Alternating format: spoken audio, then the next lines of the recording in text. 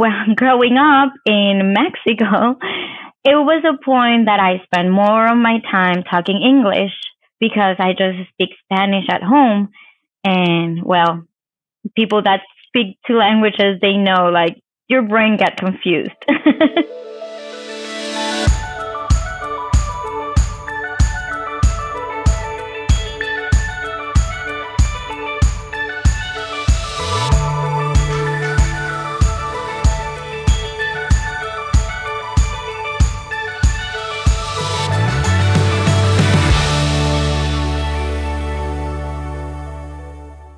Welcome, everyone, to episode 3 of Confluence, where we explore communication at the boundary of language and culture.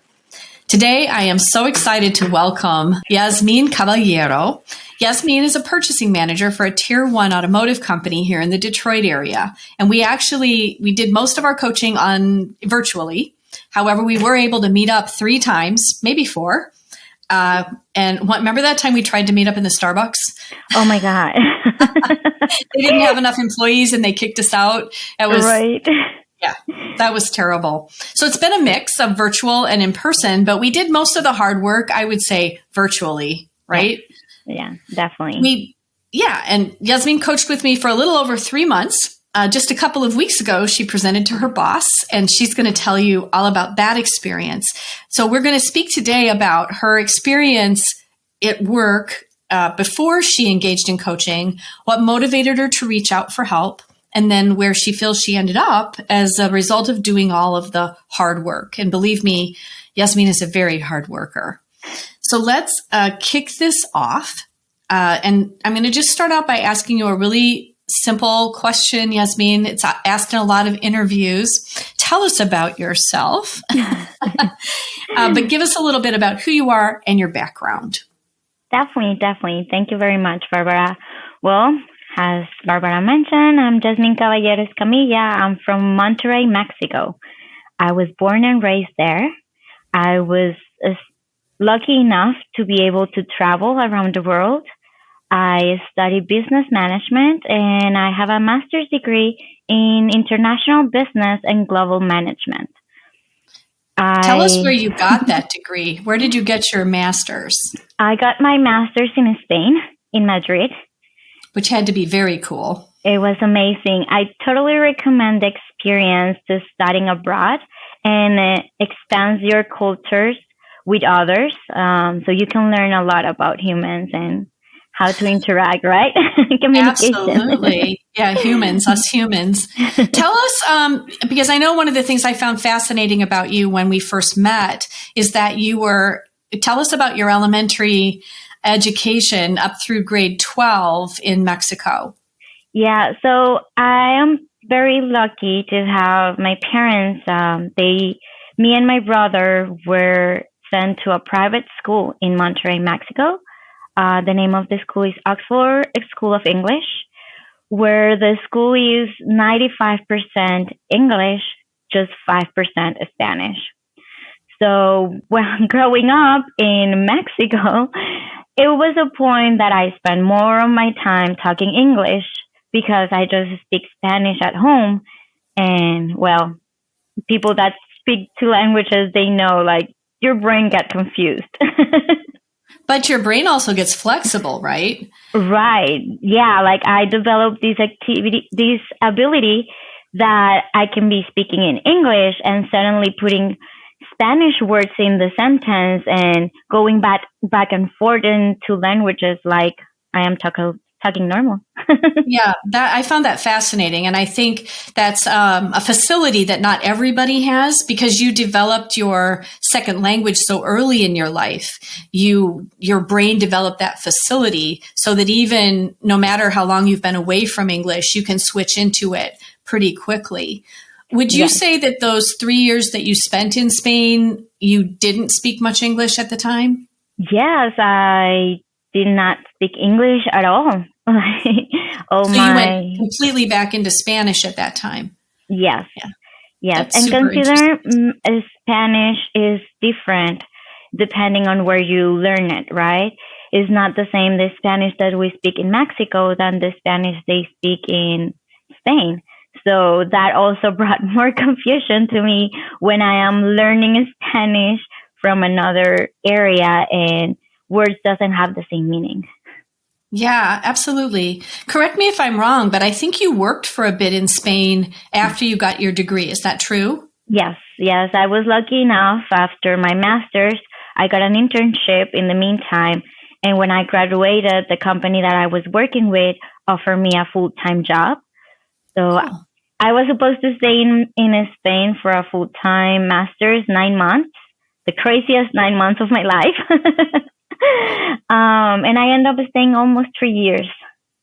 Wow, that's cool. Now, was that job that you had in Spain all in Spanish? It was a job where you only spoke Spanish, or was it a global role as well? It was just in Spanish. It was in a holding company that I oversee all different locations within Spain, but everything was in Spanish. I see. So what motivated you to go? I think you went back to Mexico, right? What took you back? Family. I see. Yeah. You were lonely, or you just missed your family and wanted to be home? Yes, a lot of things happened. My dad passed away. My mom was by herself. Me by myself in Spain. A lot of personal things that one day I just came from vacation from Spain to Mexico, and I just decided not to go back. You just decided you wanted to stay at home. Yeah. So tell me a little bit about how you established your career from that point. Well, when I came back from Spain, I have been in the automotive since before graduating college in Mexico. So I started my career pretty young. I was already developing a professional job since I was 18, 19. So I came back to Mexico, and a lot of networking and a lot of good work helped me to get easy on my feet again. And you got into automotive at that point then? Yes, I came back to automotive, and I have not left it at all since then. You haven't looked back, as we say. That's yes. Excellent. That's wonderful. So did you have a job in automotive in Mexico that then brought you to the States, or did you make that move by yourself? I made that move by myself, but once I got the permanent residency, my ex-boss, he was the one contacting me and asking me to come back to the team. And he was like, we have 3 options. You can move to Oklahoma, you can move to Chicago, and you can move to Michigan. I was like, okay, Oklahoma, I'm scared because of all the natural disasters happening over there. Right. And Chicago, I have family, and I used to spend summer camps there when I was a kid. I see. And Michigan, I have never been in Michigan, but whatever you say you need me the most, I will be there. He was like, say no more. You're moving to Michigan. And here you are. And here I am. And here you are. So, in all of your roles in automotive, since you came back to Mexico from Spain, have you been in purchasing then? No, I have been jumping in different departments. Honestly, part of my personality, I'm very curious, and I always want to learn more. I see. So you get bored easily. Yes. Yes. That's the downside. The upside is that you like to do different things. So you in the company that you're in now, have you only done purchasing, or did you do something else in that company? No, in the current company that I am, I have just been in purchasing. I see. Did you do some HR before purchasing? Well, I was in HR when I was in Spain. Okay. That's what you were doing in Spain. Okay. Got it. Interesting. Well, thank you for sharing that. The other question I have is, what's one thing that you're super passionate about? Not necessarily professional. Oh my God. If I have to mention one, I will say I'm very passionate about life and about traveling. And you like traveling? Well, Yes. life is a good thing to be passionate about. So, and I think you bring that. You definitely bring that as I know you through the screen for sure. So I want to shift gears a little bit and talk very specifically about what was going on in your work life when you felt motivated to ask for help with your communication. Can you just give us a little bit of the pain that you were going through? Sure, no problem. So everything started when I moved to this company that I'm currently. In my previous company, I had a lot of connection and contact in my daily base with Mexico team. So I kind of didn't notice the need that I was facing. So when I moved to this company, I realized that I was struggling with my English as not being a native speaker and not have been talking English or speaking English in a long time. I started finding out a lot of struggle, a lot of frustration, a lot of miscommunication. I thought I was being very clear at the message or delivering something, and I received feedback like, "What are you saying?" or "I did not understood anything. Can you repeat?" Things like that. So thankfully, and I really love my boss, I approached her and she got my back. Like, I asked her to review my emails before I send them out to the team or to leadership. She helped me out to how to make the sentence. And she really supported me with my frustration. And I have the confidence enough to go with her and ask her for that. Can you please double check my email before I send it out?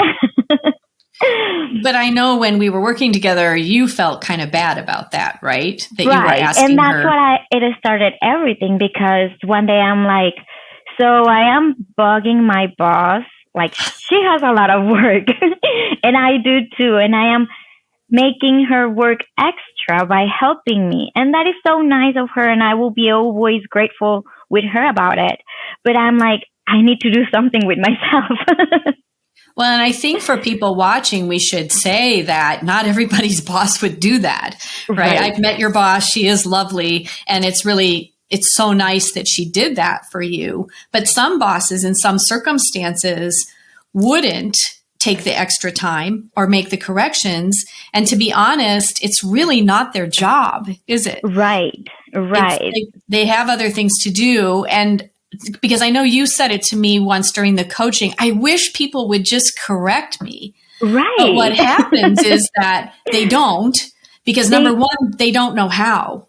And number two, their English isn't necessarily perfect. So people who aren't trained to give people corrective feedback they don't have the time and they don't have the expertise. So I think that's something I'd like people to take away from our conversation. Right. You were lucky. Yeah, I really have been very lucky, and I am really grateful for that. And sometimes I also want to add that people doesn't have that confidence to be close enough with you and be like, hey, you're saying this wrong. People might think you are taking it the wrong way. You know, very true. It depends. And I think, go ahead. Sorry. No, it's fine. It depends. You know, like I have seen it not just in professional or my work life, in my personal life. Mm-hmm. I am talking and people is just like nodding. And then I'm like, did you understand what I said? And they're like, nope. I'm like, why you don't say it? Right. But they don't want to be rude. Yeah. Right. And I think especially in US culture, that whole thing of giving negative feedback, we're very reticent in that regard. It's really hard for us because we're afraid of hurting someone's feelings. In the environment that we're in right now, people might be afraid of being called out about it in some way. So yes, I know what you mean. And then you're left to kind of struggle along, wondering if people have understood you.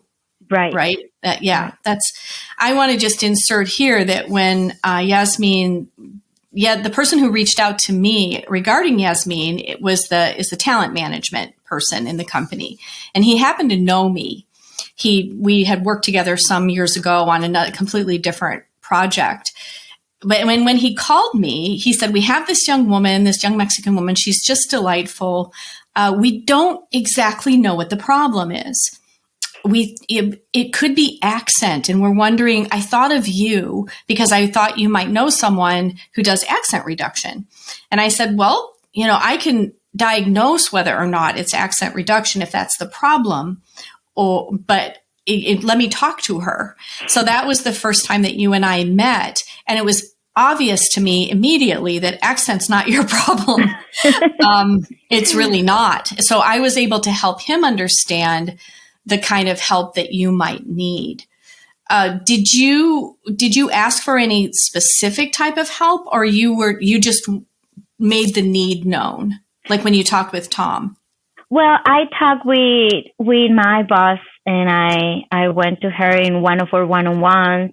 I was like, honestly, this is what is happening in my brain right now. I feel really bad because I am taking out your time to correct my grammar or correct the way I structure my sentences in my emails. I really want to learn to do it myself. I am very frustrated about this, or in some meetings, people not understanding me. I just want to see if it's a possibility to find somebody that helps me, because I was doing an app. It's a very popular app that helps me with my English, but the level on the app is explaining me how to say water in English. So for me to be in the level that I wanted, I told her, like, it's going to take me forever, and I need to spend too much time in this app to do that. So she agreed, and she told me, talk to Tom and seek his advice. He might suggest something. And that's what brought me to you. That's how we got together. Absolutely. Yeah. So in that case, I was super lucky that Tom knew me and knew my expertise, because a lot of people don't know that there's somebody out there who does the kind of thing that I do. And we'll get a little bit into what it is that I do. So the question I want to ask at this point is, what did you find most helpful in the coaching that we did together?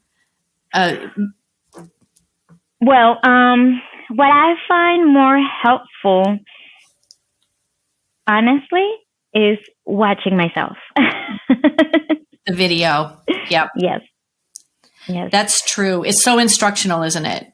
Is it? Like, it really opened my eyes. Like, I'm like, am I doing that? Am I looking like, I don't like that.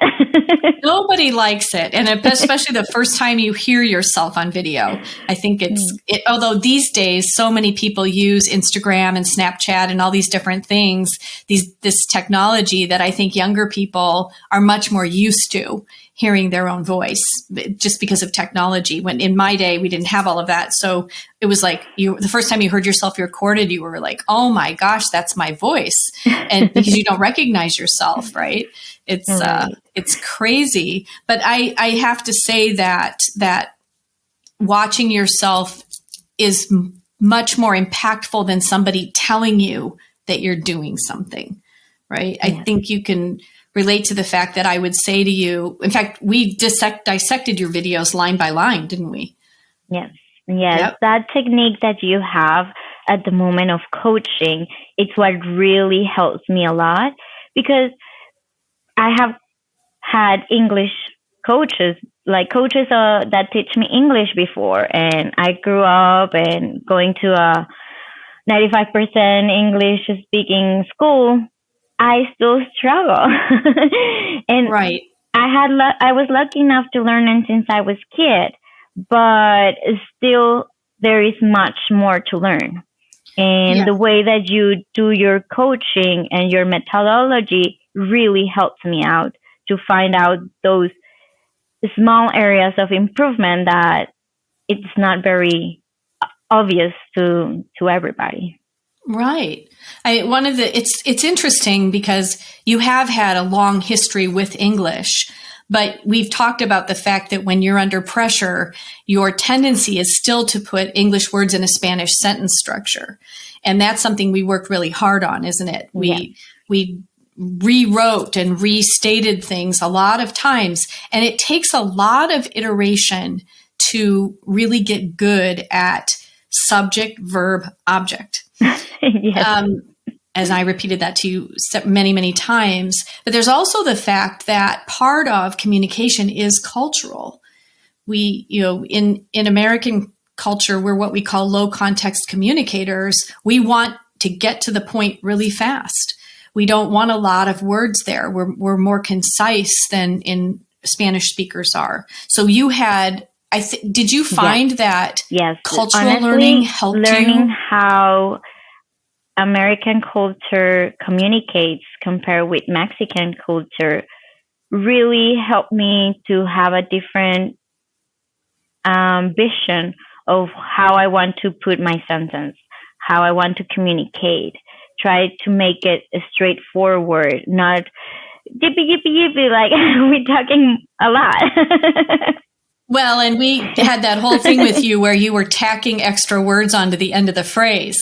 And when you heard yourself do it on the video, you were like, oh my gosh, that doesn't communicate anything. And I do think that's one of the points is the fact that we want the message to get through. And when you're talking to the CEO, the CFO, the COO, busy people, they want it straight to the punch. So I know that that's one of the things you got from the training. And I'm going to let you tell us about that in a minute, but because I watched you do it and it was absolutely amazing. One of the other things we really worked on was structuring the information. Can you talk for a minute about what you internalized regarding the structure that you'll use for future presentations? Another thing that helped me with your coaching was that, like working on the presentation, how to think in order to be straightforward and deliver the message, how they say less is more. Less information, but more to the point. Exactly. Right. Not taking room for a lot of questions, being clear, being with bullet points.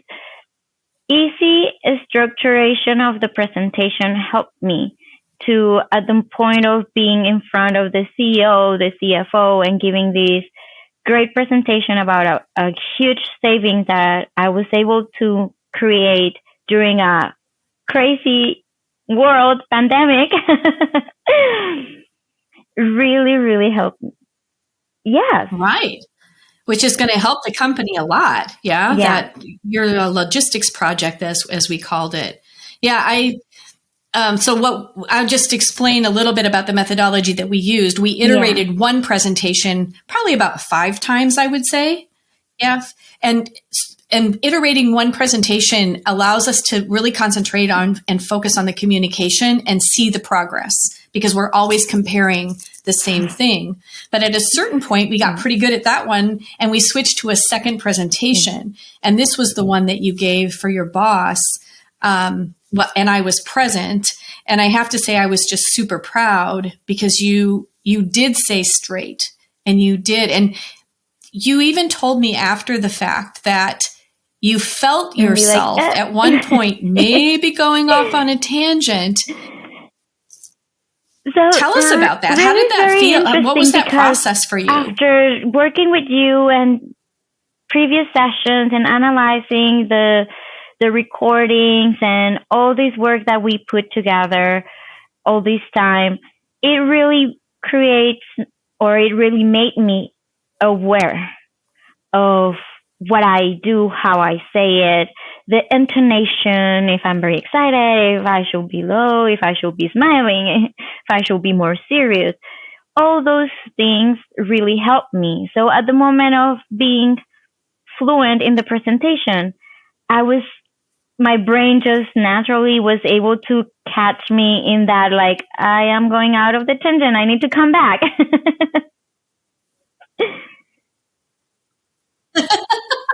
Well, and I think one of the things I told you during the coaching, and I think it's interesting, is that it actually is a body sensation, isn't it? You like feel it. And that's what allows you to either rein it in or I know for me speaking Italian, I could feel the urge to interrupt someone because in Italian that you interrupt. And when I'd be speaking English, I would want to interrupt. I'd have that urge to interrupt, but I would know that the person I was speaking to wouldn't appreciate it. And I'd have to fight the urge. So that's an interesting thing, that the work that we do isn't just here. It's also sensory. Yes, it's like, definitely. Yeah, you're sensing it's different really things like how you mentioned, like the body. urge to interrupt. It's a cultural thing, and I didn't know, you know. And for some cultures, that is very disrespectful. Right. For others, theirs is like, oh yeah, no problem, you know. So for being in US, I have found out that, and per your coaching, I found out that like how we are country next to each other and we are very different. We communicate very different. We put our centers very different. Yep. And yeah, so definitely. And after being in the training style. With you, yep. That sensation, that body, that self-awareness, that alert, that after practicing and noticing it, also brought me back to, I am going out of the tangent, come back, like by myself, without nobody saying. Right. Well, and that's where I wanted to take you, and I want to take all my clients, is to the point where you can do it for yourself. Yeah. You learned how to structure a presentation also now. And one of the things that we talked about in your job, you are frequently in a role of persuading people to take an action, right? We would call that pitching. And a lot of business people pitch ideas, pitch savings. You actually had the opportunity, I think last week, to pitch to the CEO and CFO this project that you put together that's going to save the company a lot of money, or has the potential to. So that structure that we learned, that problem, then solution, then the benefit or the difference it's going to make. That's something I hope you're also taking away with you. I really think this coaching and this training and this time with you is something that I will keep using in my daily life, and not just because of my work or my profession, also with my friends, with my communication with other people. You know, like we communicate all the time if we go to the store or things like that. The way that you help me to structure my brain to go to the point is really, and I have seen the changes. Like the other day in the grocery store, I needed to ask for something to a lady, and I was thinking like how I'm going to say this so she can understand me easily, fast and quick. You know, like everything concise, quick, at the point. You know, and that helped me. So I feel your coaching it's focused for professional work, for the professional side, but it's also helping the personal and the normal day life. Well, and it's that self-awareness that you gained, that you just don't turn it off when you leave the office, right? It's like with you. It's now becoming part of you. And I want to tell you, I didn't have an opportunity to tell you that it will just continue to get better, because you will continue to grow and you'll be challenged with more difficult presentations, possibly even. But you now have structure and you have that awareness of how you want to come across. So tell us just a little bit about what it was like to present to the CEO and the CFO, because I haven't heard this. I was nervous. I did all my homework, so that helped me. I'm sure you were. And when I say my homework, I follow your advice. I practice and practice and practice, repeat my presentation so I can memorize the first few minutes so they come as smooth as the butter. They did. It was very good. Good for you. Everything, actually, they congratulate me. Oh, I'm so pleased. That's wonderful. That's marvelous. And how did you feel? Did you feel that level of confidence that you had wanted to feel once you got through the minute of the presentation or less, I think, I was all like, yes. And at the end, they start asking me a lot of questions about the project, about like measuring the risk and evaluation and forecasting the savings and all those things that comes into a saving pitch with a CFO. Always. That's so interesting because you weren't getting clarifying questions. You were getting questions about your job, about your work. And I think for everyone out there who's a non-native English speaker who has to do this kind of presenting in their company, that's what you want, right? You don't want those clarifying questions like, did you mean, or go back to slide X and explain it better. You got questions about the project itself and the research that you'd done, and substantive questions. And that's why I was so happy when I got out of that meeting, because I even told my mom, like, Mom, nobody asked me what I meant. Like, that is like music to my ears. That's fantastic. That is so great. Well, I want to say we're going to wrap this up here because I think you very clearly explained what's changed for you after having invested a lot of time and energy. And I want to commend you for being such a good student. You did the work. I can present the concepts. I can help people understand how to structure messages. But at the end of the day, it's the effort that you, the participant, the client puts in that really makes the difference and really gets you to that place of feeling such a very satisfying feeling like you succeeded. Do you want to say anything to tie up here? But I honestly want to thank you. I am very grateful that Tom crossed our paths. And I really believe that your coaching has been helped me, and it's a life-changing for me. I'm very thankful and very grateful for you, honestly. And I hope more people can take advantage of your knowledge and your trainings and really work on themselves to become better and use you as a helper.